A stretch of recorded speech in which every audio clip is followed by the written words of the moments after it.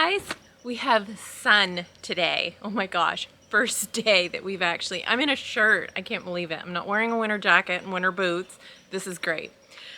Today we're outside. We have a lot of projects to do. You can see I've already been out hanging clothes. I've got another load in the wash right now and those will be hung out as well.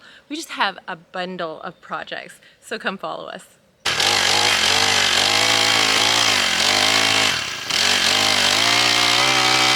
I'm Julie, keeper of my home, and you are here on my YouTube channel where I create 2 new videos every week on simple living, homestead grown, and all things home. So if you're new here, welcome. I'd love it if you hit the like button, subscribe to my channel, and share it with your friends and family. As you can see, today we are out in the garden. So come along with us as we get a few things done out here. You can see how nice this soil looks. Now last year in the fall, all we did was place a lot of chicken manure on our beds and let that sit all winter long. And it just fed this soil. It's just beautiful. I mean, we just tilled the surface of it up. It's got lots of worms and it's just gonna work up really nice. It's filled with nutrients. And if you followed us from the beginning, you know that when we filled these beds, it's not completely filled with dirt from the bottom up. The bottom part of the boxes are filled with compostable materials such as leaves and wood scraps, like dying branches and logs and things like that. We just filled the whole bottom part of the bed, rotted apples from our apple orchard, anything that we could think of that would compost down really, really well. And then we filled the rest of it with the soil. The soil wasn't the greatest soil, I have to say, but it has turned into really good soil. So you can make good soil out of not so good soil. You just have to work at it. So right now what we're going to do is get a few cabbage plants in. We started our cabbage inside the end of March, I believe. So it's been a little bit more than a month. So we're going to get those transplanted out here. We have quite a few, so not all of them are gonna go in this garden. We have another garden, an earth garden, not raised bed, and we are gonna put a few in there as well. So we'll get started with that for now.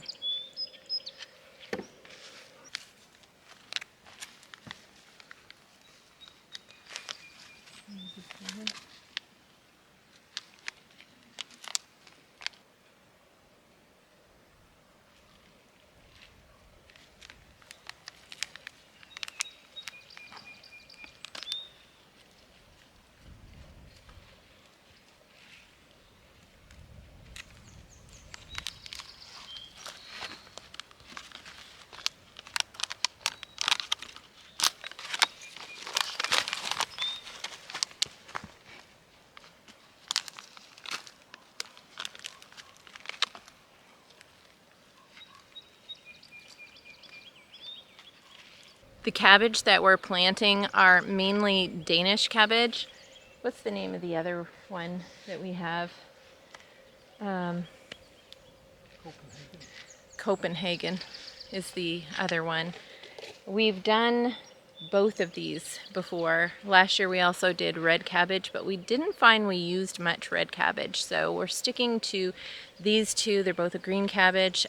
We make a lot of sauerkraut and that does really well. We fry a lot of cabbage.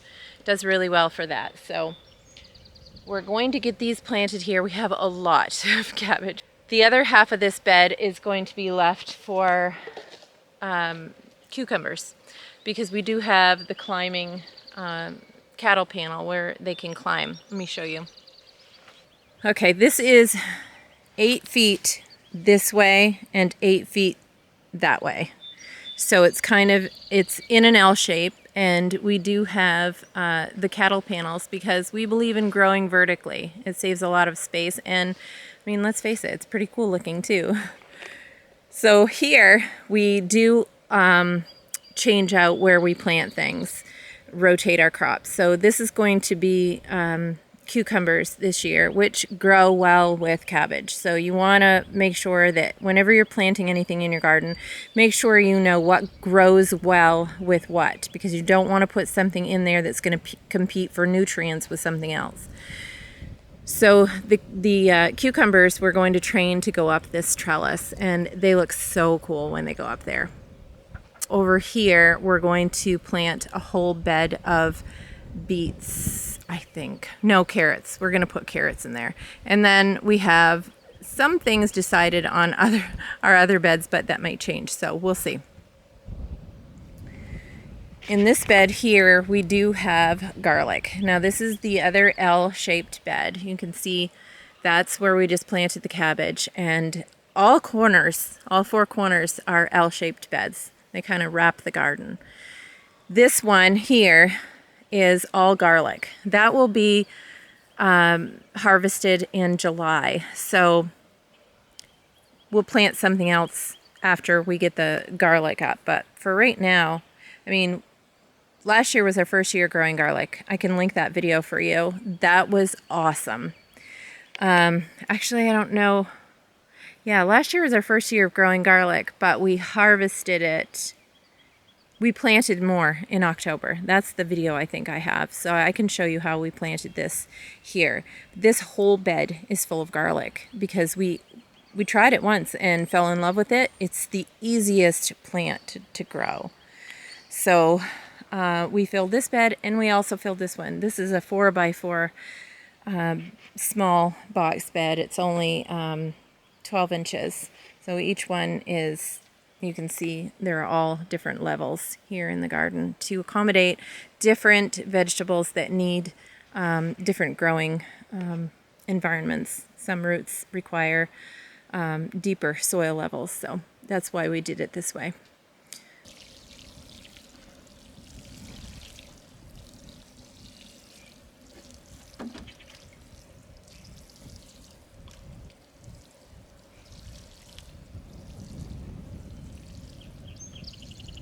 Cabbage is all in the ground. Here we have plenty of space to do cucumbers. This isn't the only bed that the cucumbers are going in, so we have plenty of space. We have another area where they can go and climb. Well, we decided to put the rest of the cabbage into this bed, which is one of the smaller 4x4s. Instead of putting it into the ground, the earth garden. So we have this 4x4, and then we have, we'll walk over here, most of this one. In this one there are 32 plants. And like I said, they're Danish and Copenhagen. Let's spin around here, hopefully don't make you dizzy. How many do we have in here total? We have 1, 2, 3, 4, 5, 10, 15, 20, 25 more here. We have a lot of cabbage. So, cabbage, anyone? Okay, so this garden is in the opposite corner of the cabbage that we planted, this box, this raised bed. It's another L-shaped, and we're going to plant beet seeds in this one. The whole bed is going to be beets. Now last year we just put beets in one of the 4x4 boxes, and they grew, but I don't know, they didn't do well, and of course, I mean, it's only a 4x4 area, so we didn't get a lot. So we decided we are going to put beets in this whole L-shaped box. We're going to get the entire thing planted, get lots of beets because we can lots of beets. So hoping that this will be enough. If it's not, we'll put some in the earth garden. Can you see the girls over there? They're usually quite huddled up over here in this corner because they like to hope that we'll go let them out to run around the yard, but they wreak havoc on our garden. So we are going to work on a solution for that. But also, right now, with the bird flu that is going around, and of course it's here in Maine, we don't want to let the chickens out to run free. And we also have a pesky little fox that likes to make his way around. He's been here all winter long. And although we've tried to scare it off, it continues to come back. So I'm not sure what to do about it. My husband and I really don't want to kill it. It's gotten several of my sister's chickens. She lives just down the road from us. Actually, I got a call from her this morning. I picked up the phone and said hello, and she said, "Fox alert, he's headed your way." Didn't get one of her chickens today, but he's fishing around.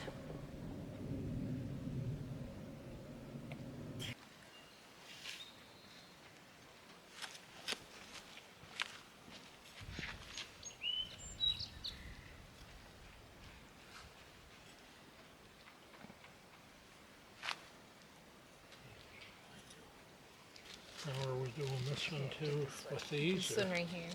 Oops.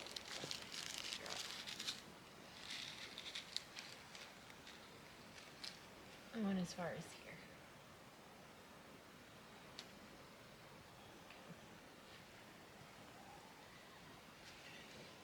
I have some extras that, let me see the bag and I'll put them in there so I can help you out with Let me this. see where I'm. Yep.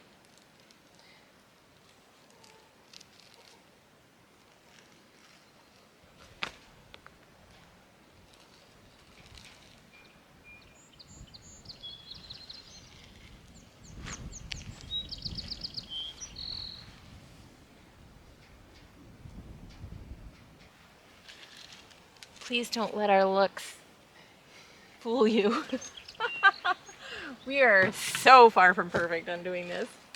We actually, I don't know, somehow we got a hold of some rhubarb chard seed. It looks an awful lot like beet seed. Yeah, they sure do. Yeah, they do. And so we have a little row over here of Swiss chard, rhubarb chard, and the rest are all beets except for this little spot here. We decided to go ahead and finish. We've got all the beet seeds that we have in the ground. So we're going to put some chard here and chard on this last row over here. And call it good.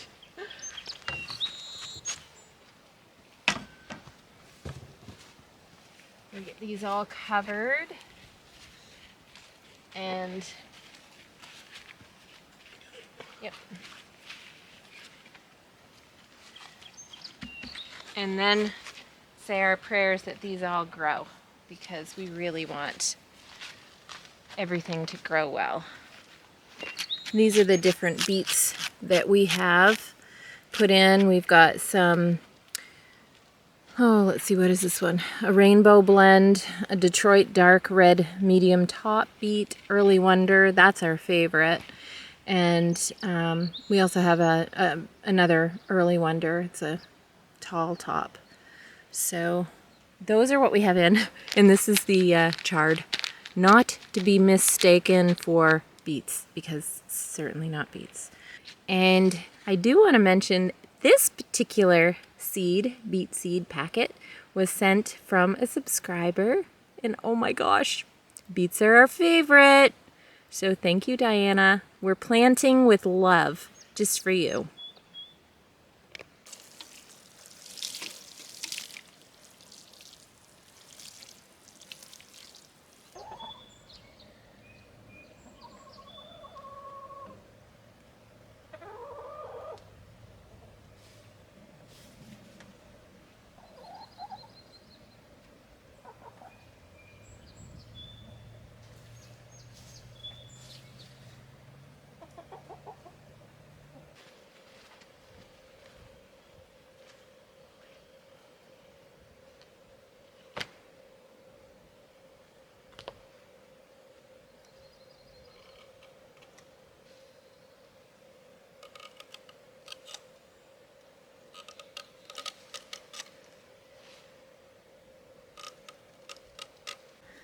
All right, guys, if I'm gonna show it to you, I gotta show you the good, bad, and the ugly, right?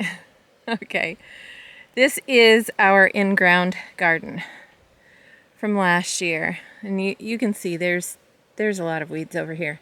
Not so much over here, and it's not because we've gone through it, because we haven't. This is what it is.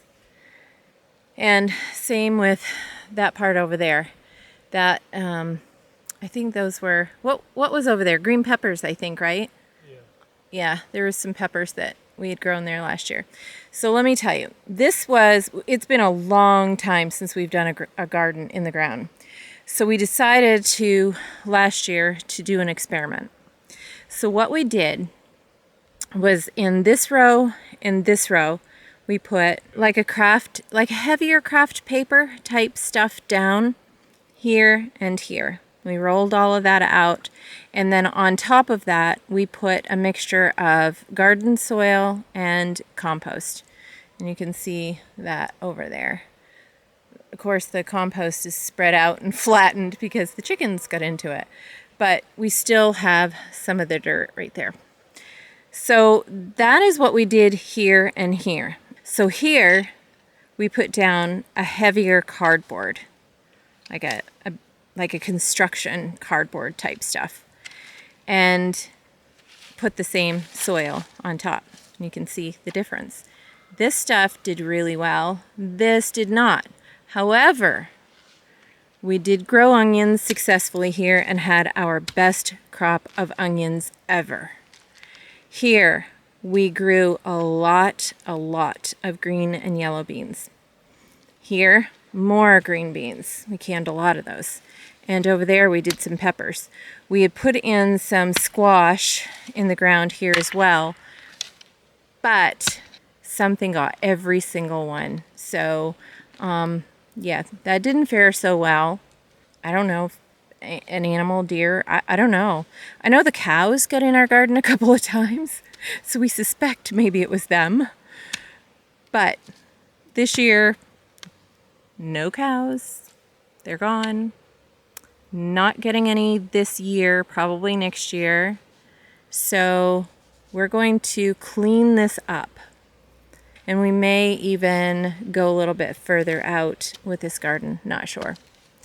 The other plan is where this pasture is. It's not being used this year, so we are going to plant it full of squash and pumpkin. Might as well use it rather than let it go, which to me, I'm all about using every square acre you can find to plant food, and that is the goal. If we can do it, we're going to do it. We're going to give it the best shot we can.